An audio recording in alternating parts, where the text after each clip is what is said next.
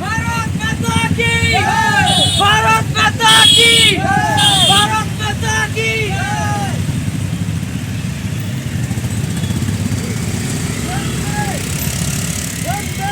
আমি স্বাধীনতা দিৱস উপলক্ষে হৰ ঘৰ তিৰংগা কেম্পেইনৰ কাৰণে যাতে আমি মেক্সিমাম এৰিয়াত কেম্পেইনিং কৰিব পাৰোঁ, এৱাৰনেছ কৰিব পাৰোঁ, তাৰ কাৰণে এটা বাইক ৰেলী কৰিছোঁ, য'ত আমাক আপোনালোকৰ media, VDV, general public, AAMSU, Akrasu বিভিন্ন ধৰণৰ সংগঠনৰ লগতে সকলোৱে আমাক সহযোগ কৰিছে।